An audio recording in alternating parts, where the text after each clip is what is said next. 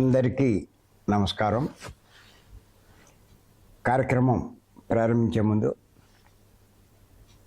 గురువు గారి పత్రిక గారికి ఒకసారి మనం ధన్యవాదాలు చెప్పుకున్నాం. మనం ఓ టాపిక్ మీద చెప్పుకుంటున్నాం. ఏంటంటే ఆ టాపిక్ మోక్షం అంటే అనే దాన్ని చెప్పుకుంటున్నాం. ఒక పాయింట్ తీసుకుని దాన్ని చెప్పుకున్నాం. ఇంచుమించు ఎన్ని రకాలుగా చెప్పుకున్నా వచ్చే అర్థం అదే. అది డిఫరెంట్, ఇది డిఫరెంట్ కాదు. ఈరోజు ఇంకో కోణంలో చెప్పుకున్నాం.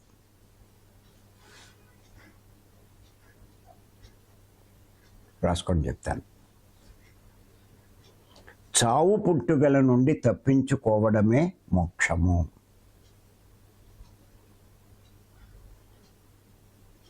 చావు పుట్టుకల నుండి తప్పించుకోవడమే మోక్షము.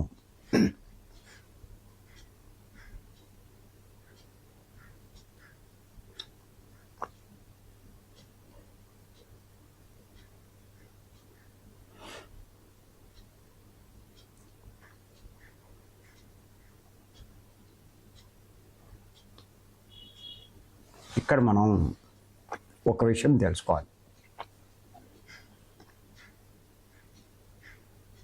ఏంటంటే మనమందరం కూడా ఆత్మలం.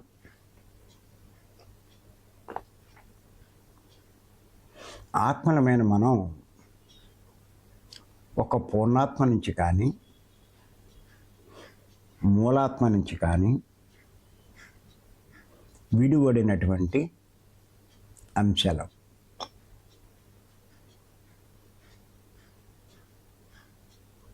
ఆ పూర్ణాత్మ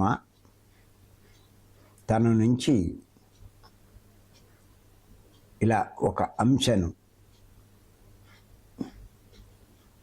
విడుదల చేసి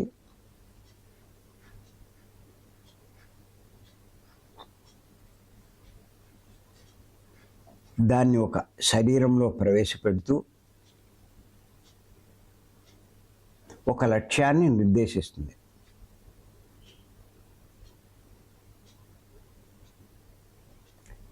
ఏమిటి ఆ లక్ష్యం?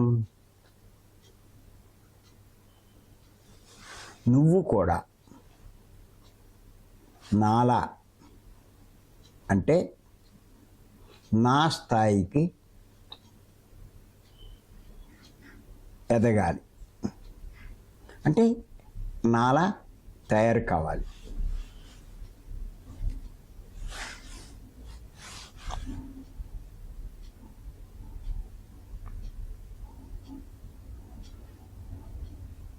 అది నీ యొక్క లక్ష్యం, అంటే టార్గెట్. అప్పటిదాకా నువ్వు మరల జన్మిస్తూనే ఉంటావు. అంటే జన్మలు తీసుకుంటూనే ఉంటావు.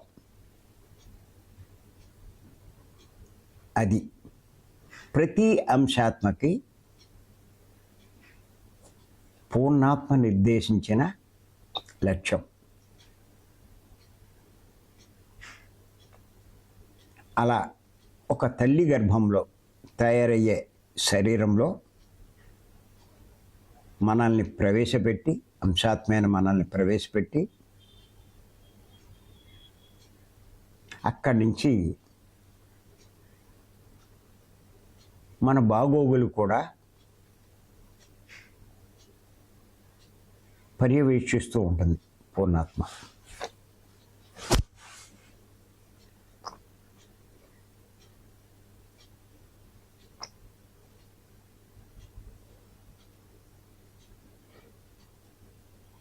మెల్లిగా నవమాసాలు పూర్తయ్యాక తల్లి గర్భంలోంచి బయటికి రావడం జరుగుతుంది.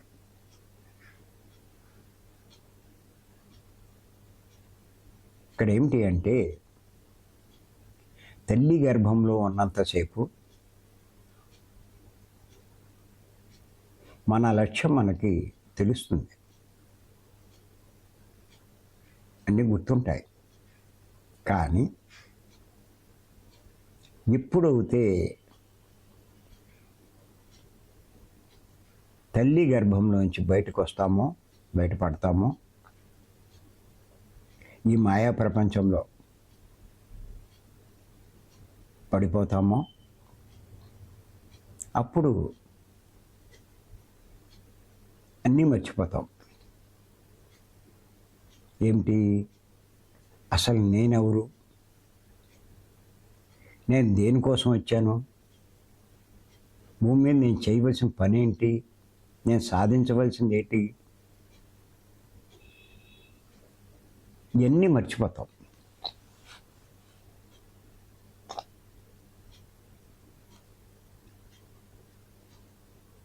ఇవన్నీ మర్చిపోయి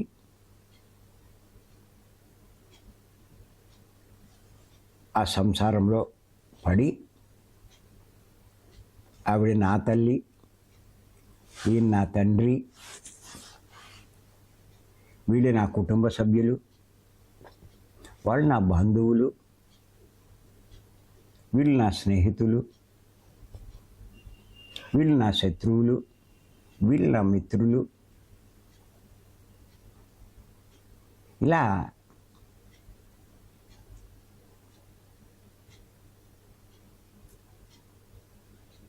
అనుకుంటూ ఉంటాం. అంతేకాదు,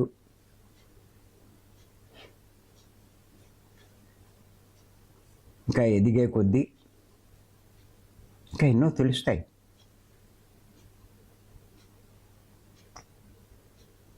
నేను సుఖపడాలి, నేను సుఖపడాలి అంటే బాగా సంపాదించుకోవాలి, దాన్ని బాగా చదువుకోవాలి,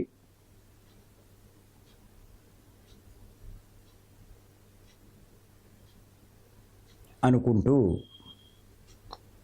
ముందు చదువు మీద దృష్టి పెడతారు. అక్కడ ప్రారంభంలో తల్లి తండ్రి యొక్క ప్రభావం ఎక్కువగా ఉంటుంది, పెంచేది వాళ్ళే కాబట్టి. వాళ్ళు ఎన్నో నూరు పోస్తూ ఉంటారు.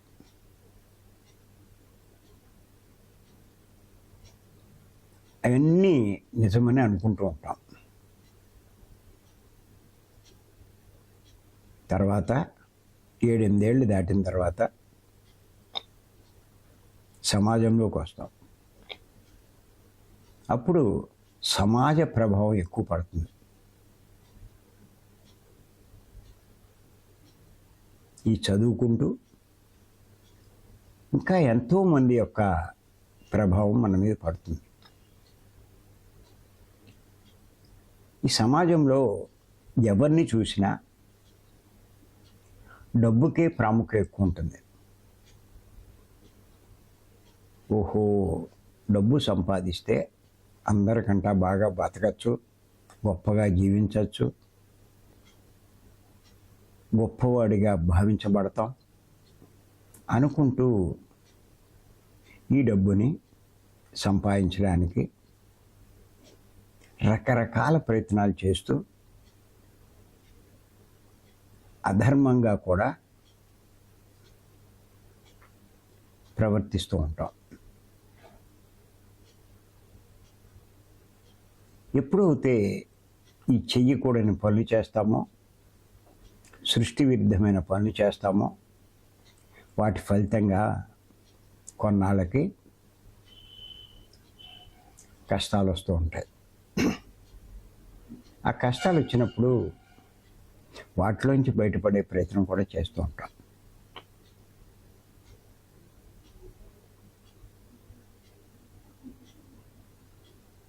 అలా ఎంతోమంది కలుస్తూ ఉంటాం. ఎన్నో రకాలైనటువంటి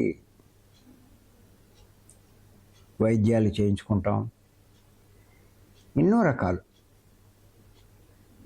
చేస్తూ ఉంటాం. మెల్లిమెల్లిగా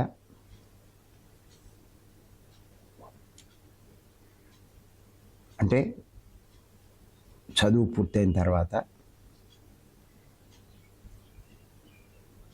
ఉద్యోగం సంపాదించడం, తర్వాత వివాహం చేసుకోవడం, పిల్లల్ని కనడం,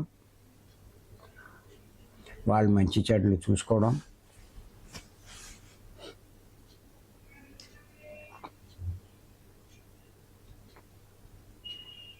వాళ్ళని కూడా పెద్దవాళ్ళని చేయడం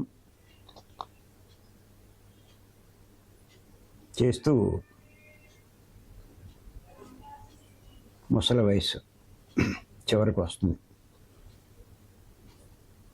ఎన్నో కష్టాలు, సమస్యలు, బాధలు అన్నీ ఉంటాయి. అన్నీ అనుభవిస్తూ ముసలి వయసు వచ్చాక శరీరాన్ని వదిలేస్తాం.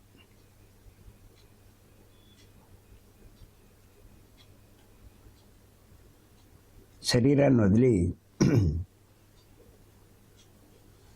బయటకు వచ్చిన మనం అంటే ఆత్మ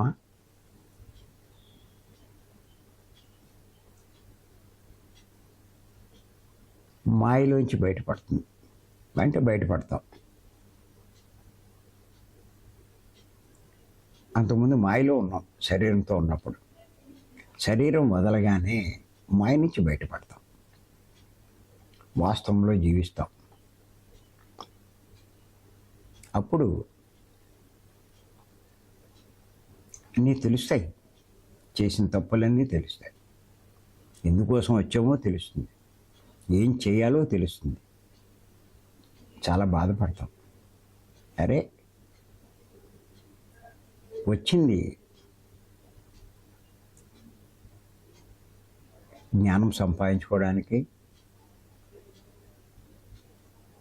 పూర్ణాత్మ కావడానికి, కానీ చేసిందంతా ధన సంపాదనకి, సంసారాన్ని పోషించుకోవడానికి, పిల్లల్ని పోషించుకోవడానికి ఇదే జీవితం అనుకుంటూ చెయ్యకూడని పనులు చేస్తూ రకరకాలైనటువంటి జీవితాలు జీవించి శరీరం వదిలేసాం అని అర్థమవుతుంది. అక్కడ మళ్ళా ఆ కౌన్సిలింగ్లో ఇవి జరిగిన తర్వాత మళ్ళీ ఇంకొక శరీరం తీసుకుంటాం. ఈసారి అయినా సరే మనం అనుకున్నది సాధిద్దామని. అలా చనిపోయిన తర్వాత మళ్ళీ ఇంకో శరీరం తీసుకుని పుడతాం.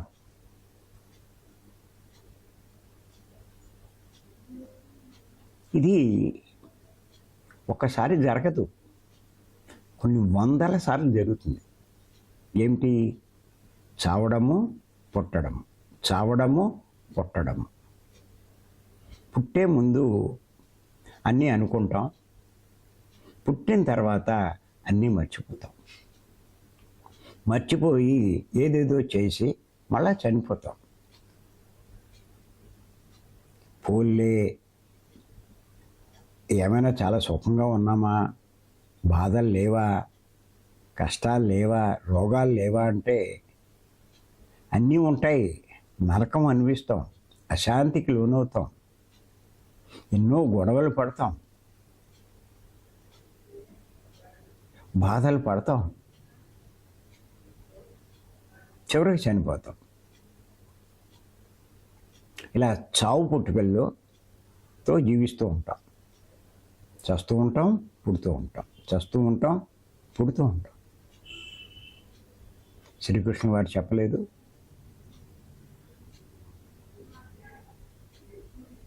పుట్టినవాడు గిట్టక తప్పదు, గిట్టినవాడు పుట్టక తప్పదని. జాతస్య ఈ ధ్రువముచ్చు.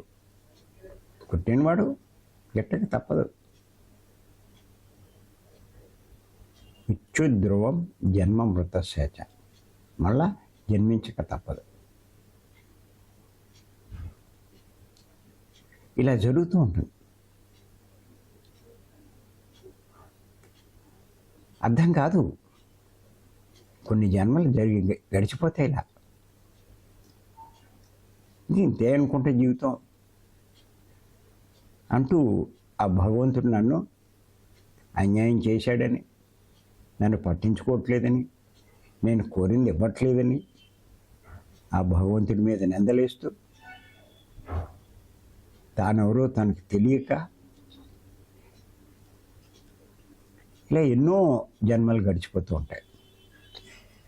చివరికి సాత్విక గుణంలోకి వచ్చాక కొంచెం ఆలోచించగలుగుతారు. అంటే ఇంచుమించు 300 జన్మలు దాటాలి.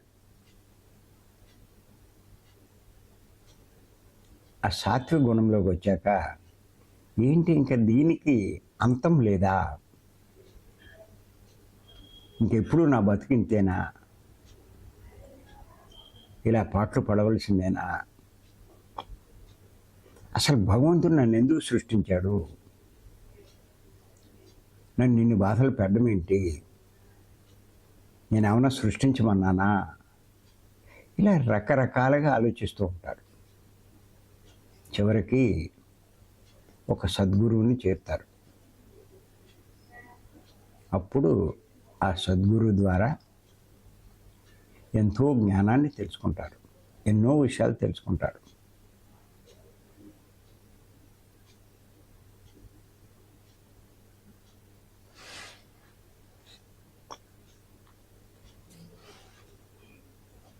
తెలుసుకుని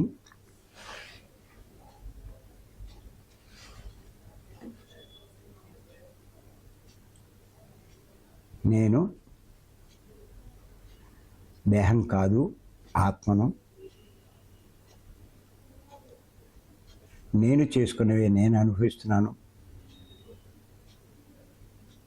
ఎవరి వాస్తవానికి వాడే సృష్టికర్త, ఇది ఎవరికీ సంబంధం లేదు, ఇవన్నీ చాలా తెలుసుకుంటారు సద్గురు ద్వారా. అప్పుడు ఇంకా బాగా ఆలోచిస్తారు. ఇలా జీవించడం కాదు నాయనా,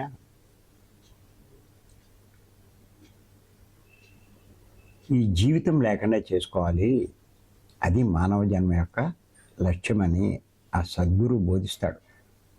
అంటే చచ్చి పుట్టే జీవితం కాదు, చావు పుట్టుకలు లేని జీవితం పొందాలి అని ఆ సద్గురువు చెప్తాడు. శంకరాచార్య వారు చెప్పినటువంటి సందేశాలు, గొప్ప గొప్పవారు చెప్పినటువంటి సందేశాలు, ఇవన్నీ సద్గురువు ద్వారా తెలుసుకుంటారు. శంకరాచార్యులు చెప్పారు, పునరపి జననం పునరపి మరణం, ఇహ సంసారే బహుదుస్తారే. ఎంత బాధతో కూడుకున్నది ఈ సంసారం అన్నది అని ఏదైతే శంకరాచార్య వారు చెప్పారో ఎన్నీను వశిష్ఠుల వారు చెప్పారు. సుఖాలు గోరంత, దుఃఖం కొండంత అని చెప్పి జీవితంలో ఎన్ని అనుభవపూర్వకంగా తెలుసుకుని ఇంకా చివరికి కృతనిశ్చయులై ఈ జన్మలోంచి బయటపడాలి, ముక్తి పొందాలి అని చెప్పి నిర్ణయించుకుంటారు. అప్పుడు ఆ సద్గురువు చెప్పినవన్నీ కూడా ఆచరిస్తూ, ఆ సాధనలు చేస్తూ, ఆ జ్ఞానం సంపాదించుకుంటూ, తాను ఇంతకుముందు చేసిన కర్మలన్నీ రహితం చేసుకోవడానికి జ్ఞానాన్ని సంపాదిస్తూ ఇలా కృషి చేస్తూ ఉంటారు. ఆ జ్ఞానాన్ని బాగా పెంచుకొని కర్మలు రహితం చేసుకుంటారు. రహితం చేసుకోవడమే కాదు, ఎప్పుడైతే కర్మలన్నీ రహితమైపోతాయో అప్పుడు వాళ్ళకి ఇంకా జన్మ అన్నది ఉండదు, అంటే పుట్టుక ఉండదు. ఆ చావు పుట్టుకల నుంచి తప్పించుకుంటారు. దాన్నే మోక్షము అంటారు.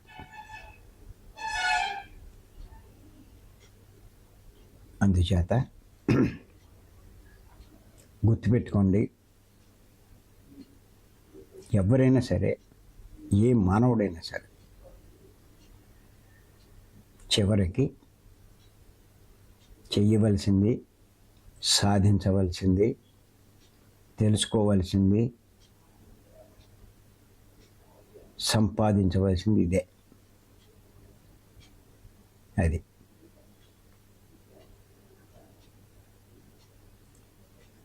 అంచేత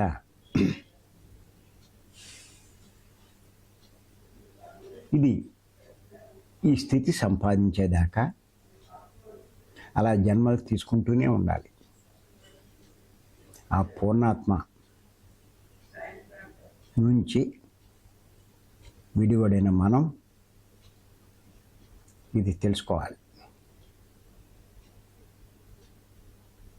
ఇక్కడ ఇంకొక విషయం ఏంటంటే, శరీరంతో ఉన్నప్పుడు నేను మానవుణ్ణి అనుకుంటారు, కానీ జ్ఞానం పెరిగే కొద్దీ నేను మానవుణ్ణి కాదు, ఈ దేహం నేను కాదు, నేను ఆత్మను అన్నది కూడా తెలుసుకుంటారు.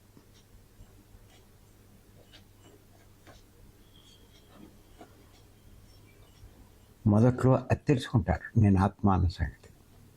తర్వాత ఈ జ్ఞానం పెరిగే కొద్దీ ఈ ఆత్మ ఎవరో కాదు, ఆ పూర్ణాత్మలోంచి విడిపడిందే. అంటే ఆ పూర్ణాత్మ నేను ఒక్కటే. ఆ సముద్రంలోంచి తీసుకున్న ఒక గ్లాసులో ఆ సముద్రపు నీరే. అంటే ఆ సముద్రపు నీరుకి ఈ గ్లాసులో ఉన్న నీరుకి ఏమీ తేడా లేదు. అది ఎలాగో పూర్ణాత్మ నుంచి విడుదలైన అంశాత్మైన నేను, ఆ పూర్ణాత్మకి నాకు ఏమీ తేడా లేదు. ఇద్దరం ఒక్కటే. మేమే కాదు, సమస్తము ఒకటే. ఇక్కడ నేను వేరు అనే భావంతో ఉన్నాను, కానీ ఇక్కడ నేను వేరేం కాదు. నన్ను ఎందుకు సృష్టించాలి అని అనుకున్న వాడికి అర్థమవుతుంది ఏమిటి, నేనే ఆ పరబ్రహ్మను, నేనే ఆ భగవంతుణ్ణి అని. ఓహో, ఆయనలోంచే సృష్టి చేసి ఈ నాటకం అంతా జరిపిస్తున్నాడు. ఆయన ఈ జగత్ అనే నాటకాన్ని నడిపిస్తున్నటువంటి వాడు. చాలా విచిత్రం. ఆయనే ఇలా సృష్టింపబడి ఇలాంటి నాటకాన్ని ప్రదర్శిస్తూ మరి ప్రతి ఒక్కరిని మళ్ళా పూర్ణాత్మగా చేస్తూ వాళ్ళను కూడా ఇదే సృష్టి క్రమంలో సృష్టి కార్యం నిర్వహించేలా చేస్తున్నాడు ఆయన. అది చేత గుర్తుపెట్టుకోండి, మోక్షం అంటే ఏమీ లేదు. నేను మానవుణ్ణి కాదు, నేనే ఆ పూర్ణాత్మ నుంచి విడిపడిన ఆ భగవంతుణ్ణి, ఆ పరబ్రహ్మను. అంతేకాని నేను వేరే ఎవరు కాదు, ఆ పరబ్రహ్మనే అని చివరికి తెలుసుకోవడం. ఇది తెలుసుకున్న వాడికి మళ్ళా పుట్టుక లేదు, మళ్ళా చావు లేదు. గుర్తుపెట్టుకోండి. ఇంచేత మీరు ఇటువంటివన్నీ తెలుసుకోవాలి. ఎంత తెలుసుకుంటే మీకు మీరు చేయవలసింది, సాధించవలసింది, పొందవలసింది అన్నది అర్థమవుతుంది. అది మరి రేపు ఇంకొక విషయం తెలుసుకుందాం. మోక్షం అంటే. మరి ఈ అవకాశం ఇచ్చింది మీ అందరికీ ధన్యవాదాలు చెప్తున్నాను. Thank you.